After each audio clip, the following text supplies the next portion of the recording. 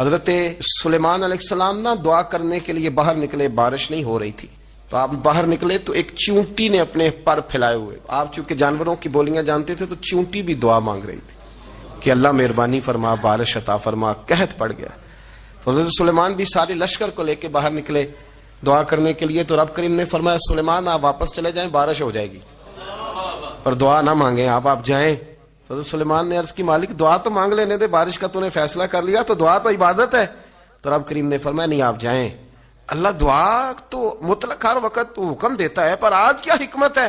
فرمایا وہ چونٹی کے پھیلے ہوئے بازو دیکھے ہیں نا، تو اگر آپ نے بھی دعا مانگ لی تو چونٹی کے دل میں خیال آئے گا یہ میری دعا سے نہیں برسی، یہ تو سلیمان علیہ السلام پیغمبر کی دعا سے برسی ہے، تو آج میرا ارادہ ہے، قدرت ہے کہ بارش ملے گی پر چونٹی کے کہنے کی برکت سے ملے گی۔ تو جو سمجھتا ہے نا کہ شاید میں سب سے کمزور ہوں، اور جو میری طرح سمجھتا ہے میں سب سے چھوٹا ہوں، سب سے گناہگار، وہ بھی کہے کہ نہیں رب تو میرا بھی ہے نا، رب تو میرا بھی ہے نا، تو وہ ایک کونے میں لگے اور وہ کہے کہ نہیں اللہ کو میں نہیں منانا ہے، اور وہ میری مانے گا، اللہ کو منائیں اور اس کی بارگاہ میں عرض کریں کہ اللہ تو رحم فرما، اللہ تو رحمت فرما، رحم فرما، اللہ آسانی فرما، اللہ اپنے حبیب کے صدقے رحم فرما، بیمار کربلا کے صدقے رحم فرما، فضل والا معاملہ فرما۔ نبی پاک علیہ السلام نے فرمایا الدعاء صلاح المومن، فرمایا دعا مومن کا ہتھیار ہے۔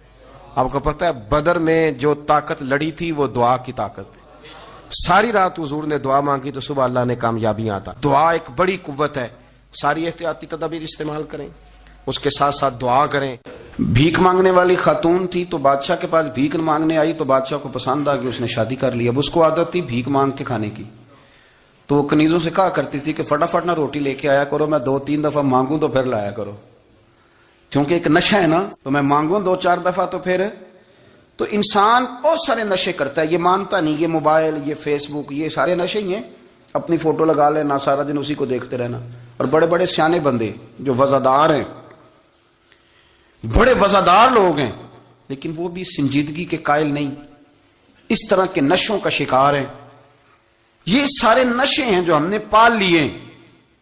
ہمارے صوفیاء، ہمارے بزرگ فرماتے ہیں کہ تم اس طرح کرو، اگر سارے نشوں سے بچنا چاہتے ہو تو سجدے کا نشہ شروع کرو۔ اقبال کہتے ہیں عطار ہو، رومی ہو، رازی، اب بات کو سمجھیں، عطار ہو، رومی ہو، رازی ہو، غزالی ہو، کچھ ہاتھ نہیں آتا بے آہ سحر گاہی۔ کہتے ہیں بہت بڑا صوفی ہو جیسے فرید الدین عطار تھے، بہت بڑا تصوف کا امام ہو جیسے امام غزالی تھے، بہت بڑا تفسیر کا استاد ہو جیسے امام رازی ہو، عطار ہو، رومی ہو، رازی ہو، غزالی ہو، پر کچھ ہاتھ نہیں آتا بے آہ سحر گاہی۔ اگر سویرے اٹھ کے روتا نہیں نا اللہ کی بارگاہ میں، اگر تہجد نہیں نہ پڑھتا تو کچھ ہاتھ نہیں آتا بے آہ سحر گاہی، پھر اس کو کوئی چیز نصیب۔ میری بات کی سمجھ آ رہی ہے آپ حضرات؟ جب تک آپ سویرے نہیں اٹھتے، آپ اللہ اللہ نہیں کرتے، آپ کو نوافل کا چسکا نہیں، عبادت کا مزہ نہیں، فرمایا میری عبادت کرو، یہ شوق پیدا کرو، میں نے تمہیں پیدا کیا ہے۔ ہم لوگوں کے نشے ہیں، مختلف نشے ہیں، بڑا عجیب رنگ ہے۔ محفل کی صدارت کرنے والے بڑے پیر صاحب، بڑے القابات، بیچ میں سے بندہ تلاش کرنے سے بھی نہیں مل رہا، اتنے بڑے لقب ہیں اس کے، لیکن وہ سج سنور کے 2.5 گھنٹے بیٹھا رہا محفل میں، اور نماز کا وقت آیا تو اس نے مختصر سی پڑھی، وہ نکل گیا، وہ ہلکے سے سجدے کیے۔ اتنا بڑا عشق رسول نعت کا، ہو کیا بات ہے، اور عشق رسول کا بہت بڑا پیغامبر، بہت بڑا مبلغ، وہ بیچارہ سمجھ ہی نہیں سکا کہ اللہ کے رسول نے فرمایا تو نماز پڑھ میری آنکھیں ٹھنڈی ہو جائیں گی۔ تو یہ نشے کے عادی تو ہیں پر حقیقت کے قائل نہیں۔ یہ بس ٹھیک ہے خوابوں کی دنیا میں لوگ زندہ ہیں، پر جن کو یہ جو نشہ تھا نا عبادت کا، یہ میرے رسول پاک کی چاہت ہے، یہ میرے نبی کریم علیہ السلام کی۔ آپ دیکھیں نا حضور مہینوں جا کے غار حرا میں بیٹھتے، کیا وہاں تبلیغ کرتے تھے؟ کوئی کتاب لکھتے تھے؟ رسول کریم علیہ السلام مہینہ رہتے غار حرا میں، کوئی نہ مجھے دیکھے، کوئی نہ مجھے ملے، حضور یہاں کیا ہے؟ فرمایا میں اپنے رب کی عبادت کروں گا۔ نبی کریم علیہ السلام نے سجدوں کے ساتھ پتھروں اور پہاڑوں کو آباد کر دیا، سجدوں کے ساتھ۔ آپ کا سجدہ آپ کو بہت ساری چیزوں سے چھڑا لیتا ہے، یہ بہت ساری جگہوں سے جھکنے سے بچا لیتا ہے۔ صوفیاء، اولیاء یہ کیا کرتے تھے؟ یہ سجدے کا ذوق ہی تو پیدا کرتے تھے، سجدے کا ذوق۔ شاہ عبد العزیز دباغ رحمۃ اللہ تعالی علیہ اپنے مریدوں سے فرمایا کرتے تھے کہ اگر تم پکے نمازی بن جاؤ نا، تہجد گزار ہو جاؤ، تو میرے پاس آنا جانا چھوڑ دینا۔ عرض کی حضور کیوں؟ فرمایا میں تمہارے اور رب رسول کے راستے میں رکاوٹ نہیں بننا چاہتا، اور میرا مقصود ہے تمہیں وہاں تک پہنچانا۔ جب پہنچ گئے تو پھر میری ضرورت ختم ہو گئی۔ ہاں کبھی وسوس آئے، شک پیدا ہو، تکلیف ہو تو آنا، ورنہ میں نہیں چاہتا کہ میں رکاوٹ بنا رہوں۔ تم اللہ اللہ کرو، اس مالک کو راضی کرو۔ میرے رسول پاک علیہ وسلم نے فرمایا بندہ اللہ کے سب سے قریب اس وقت ہوتا ہے جب وہ سجدے کی حالت میں ہوتا ہے۔ کس کے قریب ہوتا ہے؟ اللہ کے سب سے قریب ہوتا ہے۔ وہ بڑا نیڑے ہے رب کے، بڑا قریب ہے، اس لیے کہ وہ حالت سجدہ میں، وہ جب سجدے کرتا ہے نا اس کی بارگاہ میں جب جھک جاتا ہے۔ آپ ذرا سجدے کی کیفیت دیکھیں نا، زبان بھی یہاں ہے، آنکھ بھی یہاں ہے، کان بھی، عقل بھی ساری، اس نے سارا کچھ رکھ دیا سجدے میں۔ آپ وہ کبھی پیچھے جائیں تو دیہاتوں میں کہا جاتا تھا ناک سے نکیریں نکالو، بہت بڑی سزا ہوتی تھی نا، ناک سے نکیریں نکالو، بڑی سزا ہوتی تھی۔ تو اس نے کہا مالک مجھے کسی نے کہا نہیں، پر دیکھنا میں نے رکھ دی ساری عقل سجدے میں، اور رکھ کے کہا کیا؟ سبحان ربی یا اللہ، اللہ میں پست ہوں تو اعلیٰ ہے، اللہ تو میرا رب ہے اور تو سب سے اعلیٰ۔ اتنا، اور فرمایا جب یہ اس کیفیت میں ہوتا ہے تو پھر یہ اپنے رب کے قریب ہوتا ہے۔ ہمارے ہاں عمرے کی قرآن اندازی محفلوں پہ ہونے لگ گئی ہے، حالانکہ حدیث سے ثابت نہیں۔ میں دوستوں سے کہتا ہوں جائز ہے، کرنی چاہیے، عمرے کی قرآن اندازی جائز ہے، پر کسی حدیث میں نہیں آئی کہ قرآن اندازی کرو عمرہ کرو۔ حدیث میں قرآن اندازی یہ آئی ہے کہ نبی پاک علیہ السلام نے فرمایا تمہیں پتہ چل جائے نا پہلی صف کا ثواب کتنا ہے، تم قرآن اندازی کرو۔ عمرے کی قرآن اندازی کا تو پوسٹر چھپتا ہے، تو یہ والی قرآن اندازی کب ہونی ہے؟ ہونی چاہیے کہ نہیں؟ حضور نے فرمایا تمہیں پتہ چلے کہ اس کا ثواب کتنا، تو تم قرآن اندازی کرو، تم قرآن ڈالو۔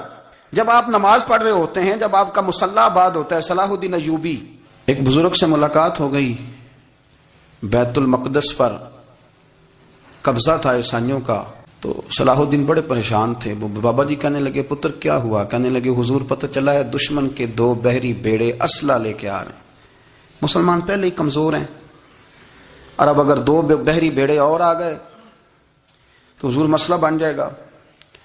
تو میں پریشان ہوں کہ کس طرح یہ کم مسئلے والی ہماری فوج ہے کیسے مقابلہ کرے گی۔ تو بابا جی کہنے لگے پتر اس طرح کرنا، آج رات تو بھی دعا کرنا اور میں بھی کروں گا، تو بھی دعا کرنا، آپ ناراض نہ ہونا، ہم تو پیروں والے ہیں، ہم تو پیروں کے نوکر غلام ہیں، ہمارا تو گزارا ہی نہیں، ہمیں تو ملتا ہے سارا کچھ وہاں سے۔ پر میرا سوال یہ ہے کہ تعویذ لینے جاتے ہو نفل کیوں نہیں پڑھتے؟ رات اللہ اللہ کیوں نہیں کرتے؟ یہ بھی تو ہمارے بزرگوں کا ہی طریقہ ہے، انہوں نے تو ہمیں سکھایا ہے۔ صلاح الدین ایوبی سے بزرگوں نے کہا کہ رات آج نا اللہ اللہ کرنا، تو میں تیرے لیے دعا کروں گا، تو بھی دعا کرنا۔ تو بندہ جب دکھی ہوتا ہے تو سجدہ کرتا ہے، تو پھر ہی تو مصلی بھیگ جاتا ہے، پھر ہی تو مزہ آتا ہے۔ سکھی بندہ تو کعبے جا کے نہیں روتا، دکھی تھے، تکلیف تھی، تو سر رکھا سجدے میں تو تڑپ گئے۔ اور وہ بابا جی کہتے ہیں میں مسجد آیا تو صلاح الدین چیخیں مار کے رو رہا تھا اور کہہ رہا تھا مالک میں کوئی اپنی شان کے لیے تو نہیں نہ لڑ رہا، اللہ کو میں کوئی قبضوں کے لیے تو نہیں لڑ رہا، مالک تیرے لیے لڑ رہا ہوں، مجھے بے آبرو نہ کرنا، میری مدد فرمانا۔ کہتے ہیں میں آیا تھا کہ مسجد میں دعا کروں گا، پر صلاح الدین ایوبی کو روتے دیکھا تو میں لوٹ گیا۔ تو سویرے صلاح الدین ملے تو بڑے خوش تھے۔ میں نے کہا پتر کیا ہوا؟ کہنے لگے حضور وہ بحری بیڑے 2 آ رہے تھے نا اسلحہ لے کے، دونوں ڈوب گئے پانی میں ڈوب گئے۔ تو بابا جی کہنے لگے صلاح الدین وہ پانی میں نہیں ڈوبے، وہ تیرے آنسوؤں میں ڈوب گئے، وہ غرق ہو گئے۔ وہ جو تو نے مصلی بات کیا تو وہ تیرے آنسوؤں میں ڈوب گئے، وہ غرق ہو گئے، وہ تباہ، اتنے قیمتی تھے تیرے آنسو کے بہا لے گئے دشمن کے بحری بیڑوں کو۔ میرے بھائی ٹھیک ہو گیا جی، میرے عزیز سمجھ لیں اس بات کو ہمیشہ کے لیے، اور اس پر غور کرنے اچھے طریقے سے کہ میرے رسول کریم سید عالم صلی اللہ علیہ وسلم نے نا ہماری توجہ دلائی، حضور نے ہمیں بتلایا، ہمارا ذوق بڑھایا عبادت کی طرف۔ ایک صحابی تھے حضرت ابو فاطمہ رضی اللہ تعالیٰ عنہ، یہ ترمذی شریف کی حدیث ہے۔ نبی پاک علیہ السلام نے فرمایا ابو فاطمہ قیامت کے دن مجھ سے جلدی ملنا چاہتے ہو کہ دیر کے ساتھ؟ تو کہنے لگے حضور کون ہوگا جو دیر سے ملنا چاہے گا، ہم نے تو جان دے دی وعدہ دیدار پر۔ اعلیٰ حضرت فرماتے ہیں جان دے دی وعدہ اور نقد اپنا دام ہو ہی جائے گا۔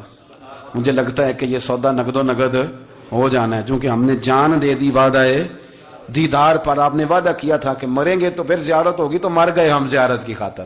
جان دے دی وعدہ دیدار پر، تو نقد اپنا دام ہو ہی جائے گا اے رضا، ہر کام کا ایک وقت ہے، دل کو بھی آرام ہو ہی جائے گا۔ حضرت ابو فاطمہ رضی اللہ تعالیٰ عنہ سے نبی پاک صلی اللہ علیہ وسلم نے فرمایا جلدی ملنا چاہتے ہو کہ دیر سے؟ اس کی حضور فٹافٹ ملنا ہے، میں نے قیامت کے دن آپ سے جلدی ملنا ہے۔ تو نبی پاک علیہ السلام نے فرمایا پھر اس طرح کرنا، دنیا میں رہ کے سجدے زیادہ کرنا، پھر سجدے زیادہ کرنا، قیامت میں ملاقات جلدی ہو جائے گی، قرب ملے گا تمہیں۔ اپنے بچوں کے اندر دیکھیں نا، ہم شوق پیدا کرتے ہیں، ہمیں صحیح لفظ نہیں بولنے آتے پر ہم بچوں میں شوق پیدا کرتے ہیں کہ پتر ڈاکٹر بن جائے گا تو بڑا نفع کرے گا، تو لوگوں کی خدمت کرے گا، ملک و ملت کی خدمت کرے گا، تیرے ابا کا نام روشن ہوگا، تیرے دادا کی تعریفیں ہوں گی۔ ہم یہ ذوق پیدا کرتے ہیں، ہم اپنے نوجوانوں کے اندر یہ فکر پیدا کرتے ہیں، انہیں ہم سمجھاتے ہیں کہ میاں جب تم پڑھو گے، محنت کرو گے تو فلاں آدمی کی طرح تمہارا نام ہوگا۔ یہ جتنا ذوق ہم بچوں کے اندر ان چیزوں کا پیدا کرتے، ہمیں حکم ہے کسی طرح ہم ذوق پیدا کریں کہ پتر نماز پڑھے گا تو اللہ راضی ہو جائے گا، تو سجدہ کرے گا۔ دیکھیں نا، میرے رسول کریم علیہ السلام نے فرمایا 7 سال کے بچے کو مسجد لے کے جاؤ، یعنی اسے شوق دلاؤ، اس کے اندر یہ خاصیت پیدا کرو کہ اس کا دل کرے مسجد میں جانے کا، اس کے اندر یہ خصوصیات لاؤ کہ وہ ہمارے ہاں نا ہر چیز کو پروموٹ کیا جا رہا ہے، ہر چیز کو یعنی سر سنگیت سکھانے کے لیے اکیڈمیاں بن گئی ہیں۔ عبادت کا جذبہ کم ہوتا جا رہا ہے، اللہ کا ذوق ہمارے اندر نہیں رہا، اور اتنا مشکل ہم نے اپنے لیے بنا لیا ہے کہ وہ بندہ جو بڑی زبردست مذہبی گفتگو کر رہا تھا اور تگڑی بات کر رہا تھا، کیا بات ہے، نوافل کے بارے میں وہ چپکے سے نکل جاتا ہے۔ امام احمد بن حنبل رحمۃ اللہ تعالی علیہ، مسند امام احمد بن حنبل 14 جلدوں میں ہے مارکیٹ میں، اور مجھے تو خیر پسند ہی بڑی ہے، میں نے تو کئی دفعہ پڑھی ہے، اور کیا بات ہے امام احمد بن حنبل کی، کیسے تگڑے قسم کے محدث تھے، اور اللہ نے کتنا انہیں اعزاز عطا فرمایا ہوا تھا۔ یہ کوڑے بھی کھاتے تھے دین کی خاطر، سارا کرتا لہو سے بھر بھی جایا کرتا تھا، بڑا اعزاز والا شخص تھے، بڑے اعزاز والے، حدیثیں جمع کرنا، حدیثیں لکھنا، حدیث پڑھانا، سارا دن رہتے تھے۔ کہہ سکتے تھے کہ میں کر تو رہا ہوں کام، اور حدیث بھی موجود ہے کہ عالم عابد سے افضل ہوتا ہے، پر اس کے باوجود امام احمد بن حنبل رحمۃ اللہ علیہ 300 نفل فرض نمازوں کے علاوہ پڑھا کرتے تھے، 300 نوافل روز پڑھا کرتے تھے۔ ان کے بیٹے نے کہا ابا جی مکان خریدنا ہے تو وہ جگہ کہاں کر کے لوں، بہت ساری آبادیاں، تو فرمایا پتر وہاں لینا جہاں مسجد قریب ہو۔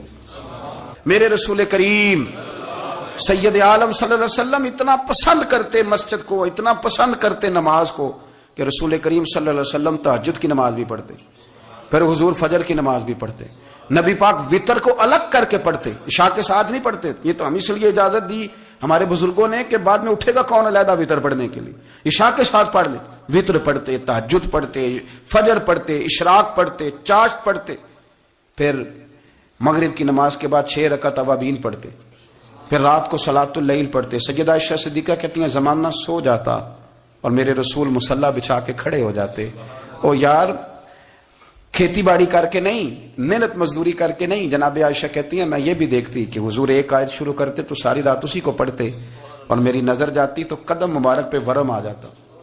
یار نماز پڑھ کے اتنی مشقت کر کے، اتنی جد و جہد کر کے ورم آ گیا، یا رسول اللہ اتنی محنت کیوں کرتے ہو؟ فرمایا افلا اکون عبدا شکورا، کیا میں اپنے رب کا شکر گزار بندہ نہ بنوں؟ صحابہ کا ذوق عبادتوں کا، ریاضتوں کا، تلاوتوں کا، طبیعت ہے ان کی، وہ ایک دوسرے کو۔ حضرت مولا علی شیر خدا کرم اللہ تعالی وجہہ الکریم کے زمانے میں روم کے بادشاہ نے کہا یار یہ مسلمانوں کا پتہ تو کرو، یہ آخر کیوں اتنے زیادہ مجاہد ہیں؟ اس زمانے میں جاسوس بھیجنے کا مزاج تھا، اب تو جاسوس پکڑا جاتا ہے، اب تو جاسوس، اور جاسوسی کا شوق ویسے آج بھی ہے۔ میرے رسول پاک پڑھیے درود شریف، سارے پڑھیے ذرا زور سے، صلی اللہ تعالی۔ نبی پاک علیہ السلام نے فرمایا جاسوسی نہ کرنا ورنہ تم بندوں کو خراب کر دو گے، اور فرمایا اس طرح نہ ہو کہ تم کسی کے آپ کھول نہ نکلو تو تمہارے پہلے کھل جائیں۔ یہ جو ذوق ہے نا یہ ختم کریں، چھوڑیں، مطلب آپ کس چکر میں پڑے ہوئے ہیں، اتنی زیادہ توجہ کرنے کی کیا ضرورت ہے، اپنے کام سے کام رکھیں، اس میں بندہ تھوڑا سا نا آسان رہتا ہے۔ یہ جو بہت زیادہ ٹٹولنے والے لوگ ہوتے ہیں نا وہ بےچارے پھر عمر ٹٹولتے ہی گزار دیتے ہیں، اس لیے کہ مزاج ہی بہت پکا ہے، بوری کا منہ کھول کے اندر تک ہاتھ ڈالنا، تو پھر کئی دفعہ سامنے سے بچھو بھی لڑ جاتا ہے، خرابی ہوتی ہے۔ تو جاسوسی کی جاتی تھی، اس نے بھی جاسوس بھیجے، کیونکہ قبیلوں کے لوگ تھے، کچھ مسلم کچھ کافر، پہچانے نہیں جاتے تھے لوگ، تو کچھ لوگ اس نے بھیجے، انہوں نے آ کے نا تحقیق کی، ریسرچ کری کہ آخر ماجرا کیا ہے. تو واپس جا کر انہوں نے رپورٹ دی نا روم کے بادشاہ کو. اس رپورٹ کا ایک جملہ بڑا شاندار ہے. وہ کہنے لگا بادشاہ ہمیں مسلمانوں کی کوئی سمجھ نہیں آئی, ہمیں کوئی سمجھ نہیں آئی. انہوں نے کہا کیوں نہیں سمجھ آئی؟ کہنے لگے یار عجیب بندے ہیں, جب رات مصلے پہ بیٹھتے ہیں تو یوں لگتا ہے ان کا دنیا سے رشتہ ہی کوئی نہیں, کوئی کسی کو نہیں جانتا. کوئی اپنے دکھ سنا کے رو رہا ہے, وہ اپنی بات کر کے رو رہا ہے, لگتا ہے کہ ان کا کوئی رشتہ ہے ہی نہیں جب مصلے پہ بیٹھتے ہیں. اور فرمایا جب سویرے یہ جہاد کرنے نکلتے ہیں تو لگتا ہے ان سے زیادہ دلیر ہی کوئی نہیں. حالانکہ جو مسلوں پہ رونے دھونے کے لوگ ہوتے ہیں وہ کئی دفعہ جہاد میں کام نہیں کرتے, لیکن عجیب لوگ ہیں کہ رات کے راہب ہیں, دن کے مجاہد ہیں, کوئی سمجھ نہیں آتی. میرے عزیز, ان لوگوں نے مسلح آباد کر کے رکھا, تلاوتیں ان کا ذوق رہی, منظر روز پڑھنا, اسباق پڑھنا, وظائف پڑھنا, یہ ان کا ذوق رہا. اعلیٰ حضرت بریلوی رحمت اللہ نے ایک 1000 کتاب لکھی ہے, لیکن الوظیفۃ الکریمہ کے نام سے جو وہ صبح و شام وظائف پڑھتے تھے وہ الگ انہوں نے ان کو بیان کیا, پابندی کے ساتھ اپنی اللہ اللہ کرتے.